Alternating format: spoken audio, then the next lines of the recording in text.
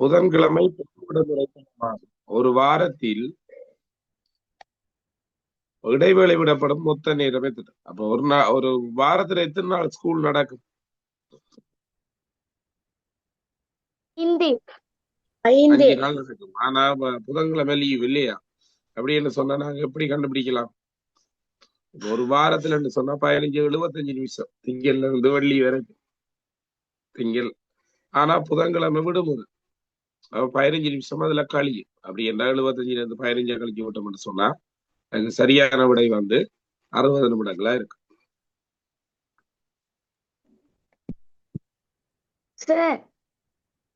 சொல்ற எப்படிப்பா இல்லத சார், புதன்கிழமை லீவ் அந்த புதன்கிழமைய கழிச்சு போட்டோம் 4 நாள், 4 பேருக்கு அப்படி பார்த்தாலும் விட வேறு. அடுத்தது போ.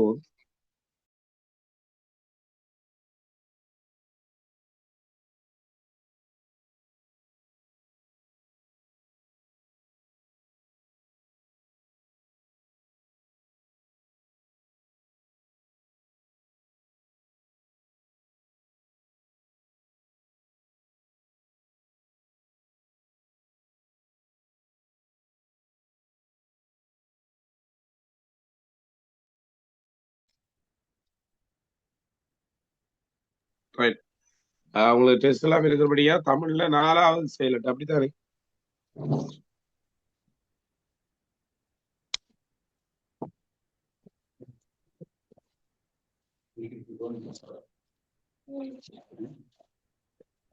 தமிழ்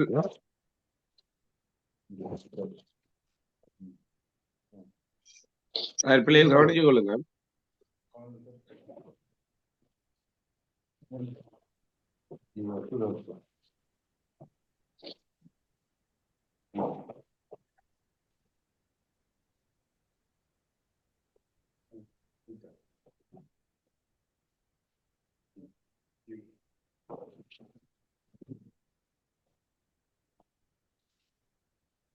அதுல 4வது செயலட்டை பார்க்கணும்னு நினைக்கிறேன்.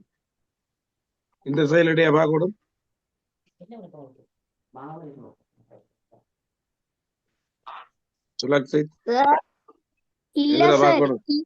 இல்ல சார், இயற்கையின் கொடையாக விளங்கும் மரங்கள் மனித குலத்திற்கு செய்து வரும் நன்மைகள் எண்ணில் அடங்காதவை.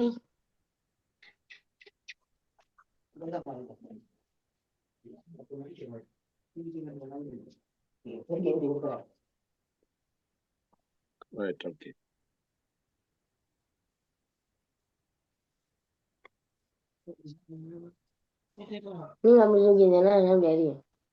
Right, கவனிச்சுக்கலாம். துளசி மியூட் பண்ணுடா. Right, கவனி.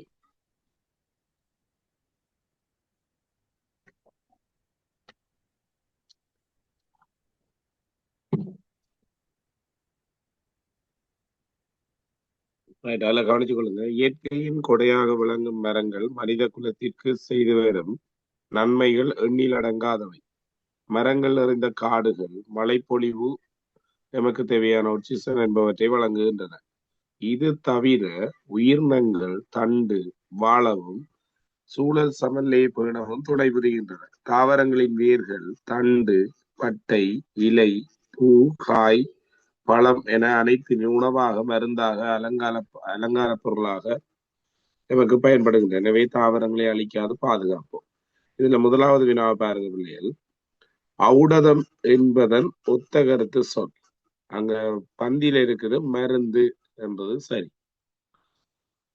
எமக்கு பயன்படும் தாவர பகுதிகள் எவை என்று கேட்டிருக்கிறாங்க. அப்ப வேர், தண்டு, பட்டை, இலை, தாவர பகுதிகள், பூ, காய், பழம், இதெல்லாம் தாவரத்துல பகுதிகள் தான். அவ்வளவு நீங்க என்ன செய்வது கூடம் எழுதி கூடம். சொல்ற விளங்குதா? அடுத்தது சொல்றேன். அடுத்தது தாவரங்கள் எதன் கொடையாகும் என்று பந்தியில் சொல்லப்பட்டுள்ளது. அதிலே இருக்குது இயற்கையின் கொடையாகும். அப்ப இயற்கை என்றழிந்தாலும் சரி, இயற்கையின் என்றழிந்தாலும் சரி. பந்தியில் உள்ள எதிர்கால வினை சொல்லு பாதுகாப்பு. எதிர்காலம் அடுத்தது பந்தியில் உள்ள சினைப்பெயர் 2 தருக. அதாவது பகுதிகள் தான். உதாரணமா பட்டை, பூ, காய், பழம், தண்டு. இதுல ஏதாவது ஒன்றி இருந்தா சரி. ரெண்டு எழுதிட்டு போடும். அடுத்த மரங்கள் நிறைந்த பகுதி எவ்வாறு அழைக்கப்படுகிறது? விலங்கல். சொல்லுங்க. பேர் வரும். வேறும் சரி. அடுத்தது பந்தியில் மரங்கள் நிறைந்த பகுதி எவ்வாறு அழைக்கப்படும்? காடுகள் என்று சொல்லி அழைக்கப்படும். என்ன இந்த இருக்கு விட இதை பார்த்தலிந்தா சரி. இந்த 6 கேள்வியும் நாங்க இலகுவாக விடை எழுதி புள்ளிகளை பெறக்கூடியதா இருக்கு. அடுத்தது பாருங்க. சொல்லுங்க. கடைசி கேள்விக்கு காடு போட்ட பிள்ளையா? எவ்வாறு அழைக்கப்படுகிறது காடு? காடு சார்.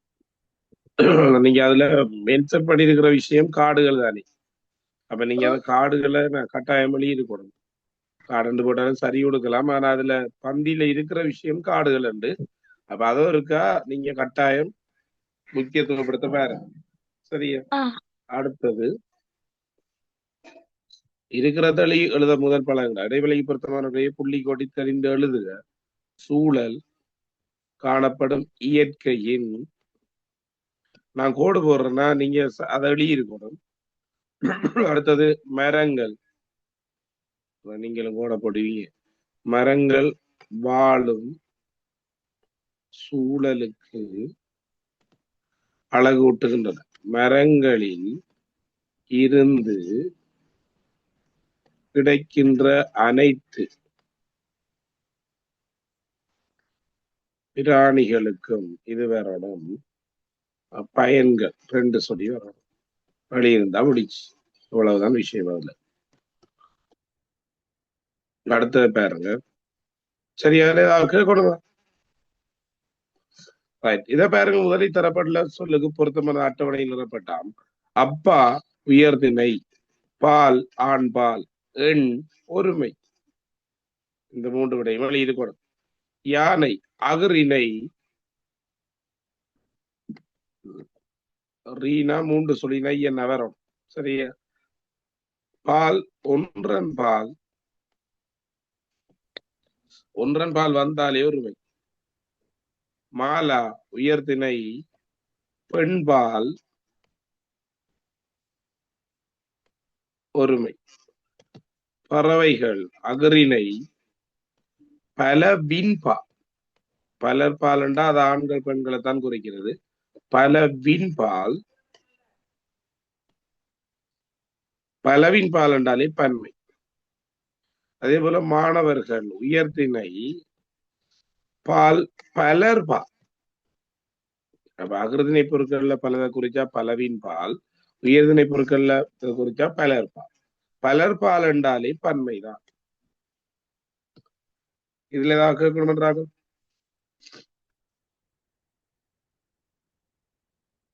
அடுத்த வினா.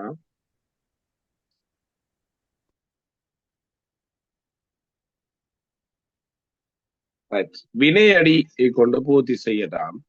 இதுல பாருங்க பிள்ளைகள், எழு என்று சொன்னா எழுதல் அல்லது எழுதுதல் என்று சொல்லி பார்த்தோம் என்று சொன்னா எழுதினான் அல்லது எழுதினாள், எழுதுகின்றாள் அல்லது எழுதுவாள் என்றும் எழுதலாம்.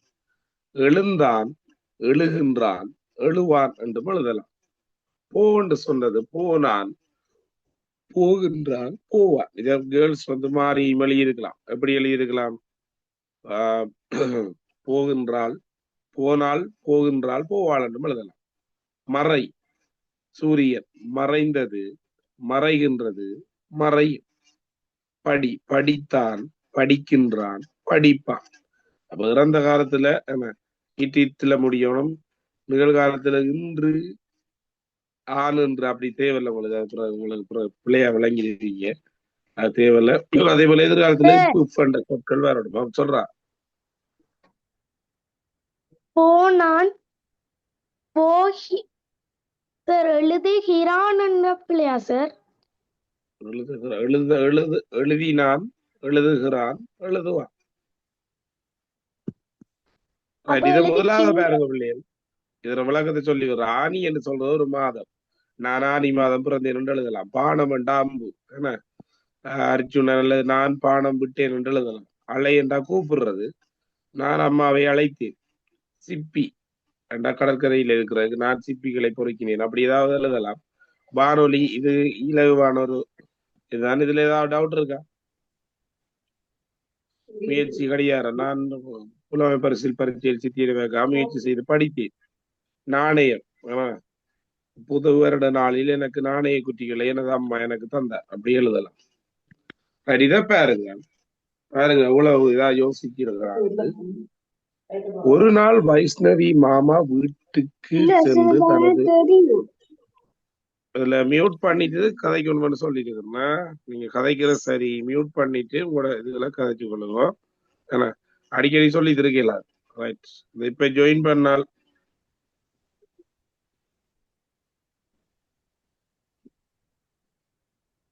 சாம்சங்ல இருக்கிறா, குயிக்கா மியூட் பண்ணுங்க. உங்களோட பேரை போடுங்களா. உங்களோட பேரு சாம்சங் தான் கூப்பிடணும் நீங்க. அப்படி இருந்தா அதனால ஜாயின் பண்ணக்குள்ளே பேரெல்லாம் கேட்கும். அப்ப இனி போட்டீங்கன்னா சரியா. இத பாருங்க பிள்ளைகள். ரைட்.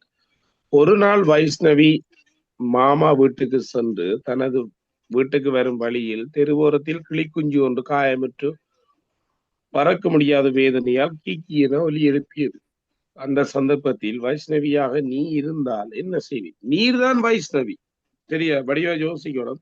நீங்க தான் வைஷ்ணவி. அப்ப நீங்க வைஷ்ணவியா இருந்தா நீங்க என்ன செய்யறதுமே தவிர, வைஷ்ணவி பறவையை எடுத்து கிளி குஞ்சு எடுத்தால், வைஷ்ணவி கொண்டு தண்ணி ஊத்தினால், ஏன்னா வைஷ்ணவி கொண்டு சாகடிச்சாங்க எழுதுறது. நீங்க வைஷ்ணவியா இருந்தா என்ன செய்வீங்க? நீங்க தானே வைஷ்ணவி. அப்ப நீங்க முதலாவது வாக்கியம் எழுதலாம், நான் அதனை என்ன மெதுவாக எடுத்து வீட்டுக்கு கொண்டு சென்றேன், அல்லது மாமாவின் வீட்டுக்கு கொண்டு சென்றேன். அதுக்கப்புறம் என்ன செஞ்சிருப்பீங்க? அந்த காயம்பட்ட இடத்தை அவதானித்து அதற்குரிய முதலுதவிகளை செய்தேன். ஏன்னா பறக்க முடியாது அது, நான் அது பறக்க முடியாது இருப்பதை அவதானித்து ஒரு கூட்டில் வைத்து வளர்த்து பின் பறக்க விட்டேன் என்று முடிக்கணும். கூட்டுல வச்சு வளர்த்தேன் நாள் கூட சரியா. அப்ப இதுல முதலாவது என்ன செஞ்சிருக்கணும்? நான் சொல்லுங்க. நான் வாசிக்க சார் நான் வாசி பாப்போம். நான் அதை வீட்டிற்கு எடுத்துச் சென்று காயமுற்ற இடத்தில் மறந்து வைத்தேன். அது சிறிது நேரத்தில் பறந்து சென்றது. எனக்கு மிக்க மகிழ்ச்சி ஏற்பட்டது. Sir right, okay. வேற யாராவது எழுதுனாக்க சார் சொல்லாரு. நான் அந்த கிளியை எனது வீட்டுக்கு கொண்டு சென்றேன். அந்த கிளிக்கு காயமுற்ற இடத்தில் மருந்து போட்டு விட்டேன். அதற்கு உணவு நீர் என்பனவற்றை கொடுத்து உதவினேன். Very good, right, okay. அது எழுதலாம். நல்ல வாக்கியம். வேற யாராவது எழுதுனாக்க சொல்லுங்க, வாசி. குஞ்சின் காலை துடைத்து துணிகளால் காயப்பட்ட இடத்திற்கு மருந்து கட்டுவேன். யாரு கட்டினேன்? டேய் நீ பாடுறா, யாரா கட்டுனது? அப்ப நான் தானண்டா, நான் அதுக்கு முன்னுக்கு போடணும், இல்லாட்டி மார்க்ஸ் இல்ல. வாசி பாப்போம் திருப்பி. நான் கிளிக்குஞ்சின் காலை துடைத்து துணிகளால் காயப்பட்ட இடத்திற்கு மருந்து கட்டுவேன். நான் கிளிக்குஞ்சை வைப்பேன். நான் பிறகு அதுல கவனிச்சு கொள்ளுங்க. அப்ப இந்த அடுத்த செயலடையே நாங்க நாளைக்கு பார்ப்போம். இந்த செயலடையே செய்து வைங்களா. உலக புகழ் பெற்ற இடங்களும் சீரியா ஒன்றாகும். அது இருக்கா 5வது செயலடையே செய்து வைங்க. ரைட். இப்ப நாங்க உடனடியா பார்க்க வேண்டியது சுற்றாடல். சுற்றாடல்ல நேற்று எத்தனையாவது நீ விளங்கப்படுத்திருக்கிறோம்.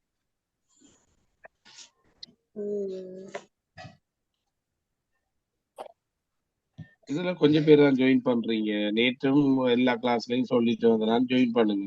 டை போட்டு விடுறேன். சரி, கவனிச்சு கொள்ளுங்க.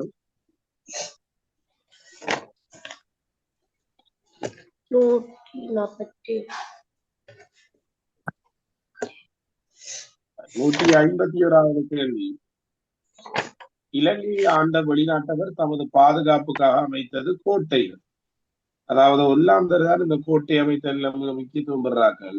1637, 38, 39 இதுல திருகோணமலை கோட்டை, மட்டக்களப்பு கோட்டை, காலி கோட்டை, யாழ்ப்பாண கோட்டை, இந்த 4 கோட்டைகள் பிரதானமா வச்சிருக்கிறாங்க. இது முழுக்க முழுக்க எதுக்க அமைக்கப்பட்டதுன்னு சொன்னா அவங்களுடைய பாதுகாப்புக்காகத்தான் அமைக்கப்பட்டது. அப்ப அந்த விஷயத்துல கொஞ்சம் உங்களுக்கு வடிவ கிளியரானது தெரியணும்.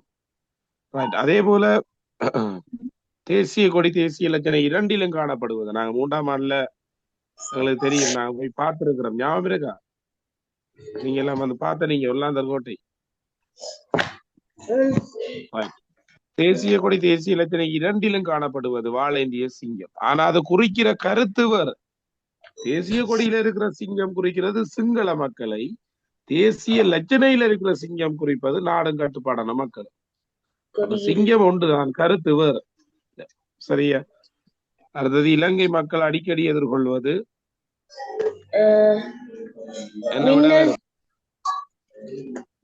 நிலநடுக்கம், சூறாவளி, மின்னல். அடுத்தது இலங்கை இலவச கல்வியின் தந்தை என்று அழைக்கப்படுபவர் CWW. இலங்கையில் புதிய காசத்தாலே தடித்த புள்ளிகள் இடப்படுவது நோக்கம், பிரெயில் புள்ளி இடப்படுற நோக்கம் கண் பார்வை இல்லாதாக்கள் அதை வச்சு கொண்டு அதுல பெருமதியா அறியணும் பண்றதுக்காக. ஆகவே அதுக்கு சரியான விடை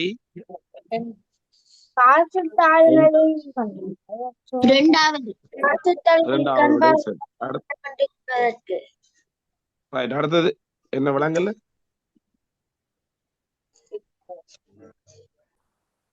சரி, இலங்கையின் பாராளுமன்றத்தை சுற்றி ஓடும் நதி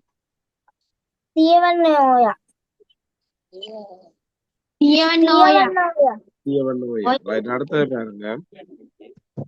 இலங்கையில் வாழும் அனைத்து இன மக்களும் கொண்டாடுவது சுதந்திர தின விழா. 4வது விடை சரி. இலங்கை நாணயத்தாள்களை வெளியிடுவது இலங்கை மத்திய வங்கி. எல்லா காசு தாள்லையும் அடிச்சிருக்கு. சரியா? அடுத்தது ஊவா மக்களுடன் இணைந்து சிங்களவர்களை பாதுகாப்பதற்காக ஆங்கிலேயர்களுக்கு எதிராக போராடியவர். புத்த மதத்தை பரப்ப மகாவிகாரை அமைத்த மன்னர் நாட்டில் மிக பழமை வாய்ந்த தொடர்பாடல் சேவை வானொலி சேவை. அடுத்தது கொழும்பிலிருந்து பஸ்ஸிலும் தொடருந்திலும் கப்பலிலும் போகக்கூடிய ஒரே ஒரு இடம் திருவண்ணாமலை. இப்ப கண்டிக்கு கப்பல்ல போயிடாது, அன்றாபுரத்து கப்பல்ல போயில, என்ற கடலே இல்ல. அடுத்தது பதுளைக்கு போயிடாது, ஆனா திருவண்ணாமலைக்கு நாங்க 3 வழியிலையும் போகலாம்.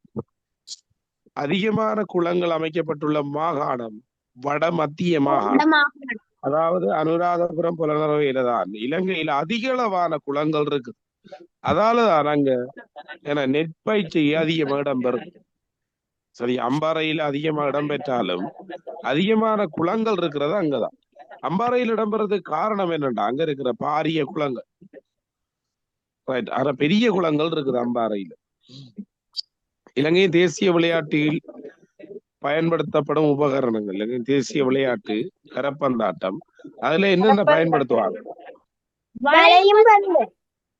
வலையும் பந்தும். அடுத்தது பண்டைய மன்னர்கள் அதிகமாக குளங்கள் அமைத்ததன் மூலம் இப்ப இருக்கிறார்கள் இதை உற்பத்தி செய்யறாங்க.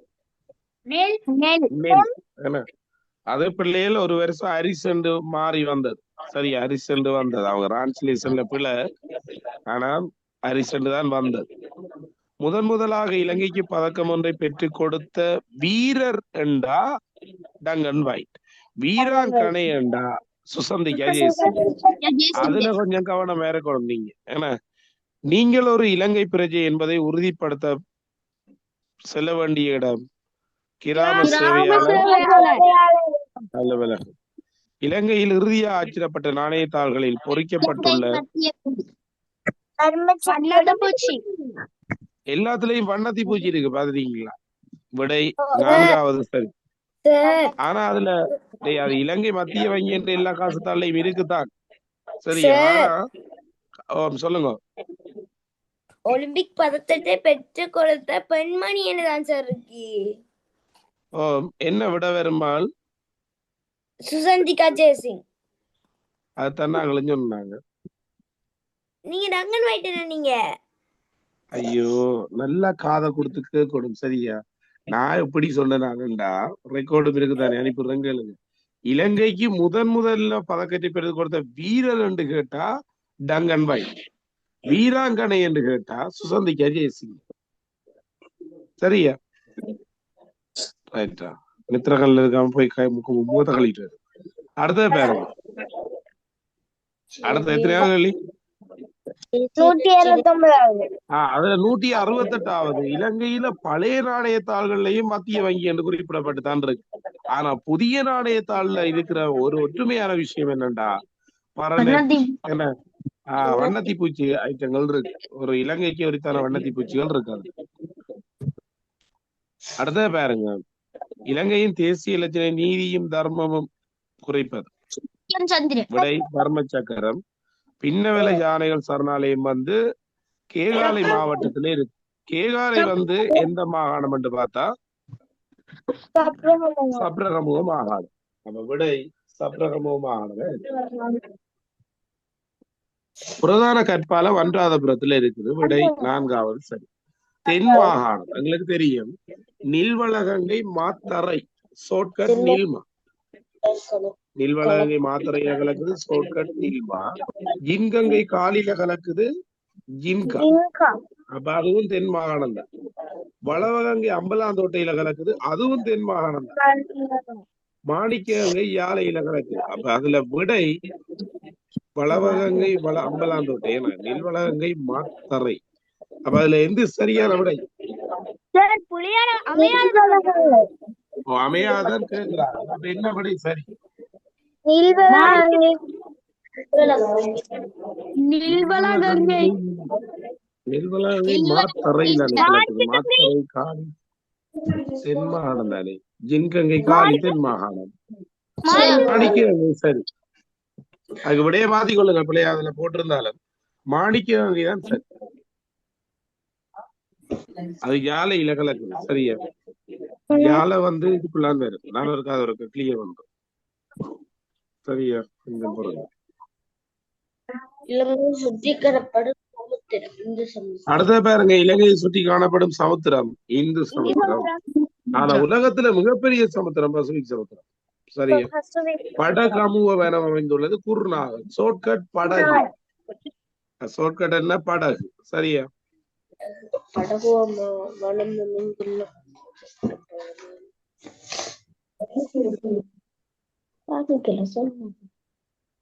அடுத்த கேள்வி சொல்லுங்க. 174க்கு 174வது கேள்விக்குரிய விடை வந்து குருநாகல்டா. ஷார்ட்கட் வந்து படகு. சரியா? ஷார்ட்கட் வந்து படகு என்று சொன்னா படகமுக குருநாகல்ல இருக்குது என்று சொல்லி அர்த்தம். அடுத்த பாருங்க. வினா இலக்கம். இலங்கையில் இயற்கை துறைமுகம் அமைந்துள்ளது திருகோணமலை. ஏன்னா இலங்கையின் பெருந்தோட்ட பயிராக வந்து கோபி இலங்கையில் இப்போதைக்கு. சரியா? இசுர்குனிய காதல சிற்பம் அமைந்துள்ள இடம் அனுராதபுரம். அதே போல மரத்தல பாடத்துக்கு பிரசித்தி பெற்ற இடம் வந்து